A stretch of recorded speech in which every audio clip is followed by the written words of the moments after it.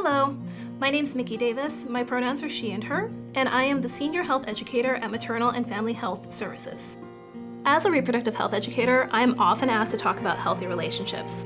This can include assessing for what is and isn't healthy in a relationship, and I like to take a pretty broad approach.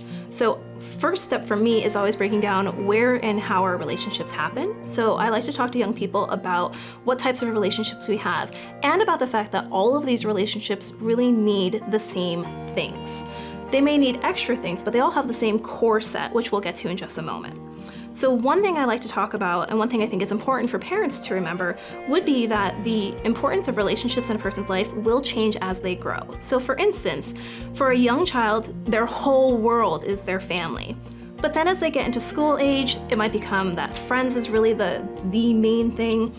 In these teen years, friends are way more important than doing our chores or our homework. But also we're gonna see a focus on our romantic relationships and the opportunities for romantic relationships. So that's a great time to really be talking about healthy relationships too. Then as we get into young adulthood, it might become career and a mix of romantic, it might become career and family, but the point is these things can change over time, and that's totally normal.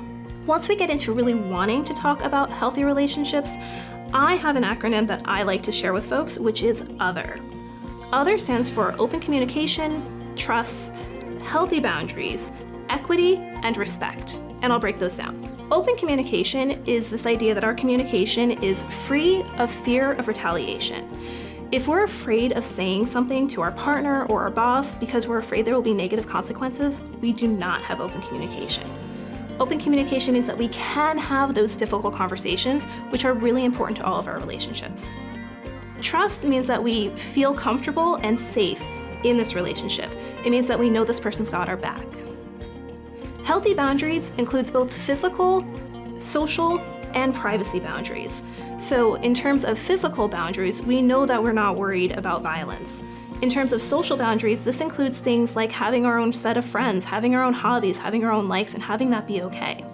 And as far as privacy, although my students tell me I don't have this right, privacy does include both our physical spaces and our digital spaces. So even though we might want to go through somebody's phone because we think something's going on, we really don't have the right without permission. If we think we need to invade somebody's privacy, something else is going on, and we need to dig into that before we can just go ahead and violate privacy. Equity means that everybody's getting what they need to succeed. In a relationship, this does not mean people are getting exactly the same thing. For instance, when I go to work, my employer pays me. I don't pay my employer, but I do give them my time, my expertise, and my energy. In a household, this might look like people doing the chores that they like and not everybody having to do the same chore. So maybe one person takes out the garbage and the other person vacuums the floors. And finally, respect means that we feel valued, we recognize our own worth, and we can extend that to our partner.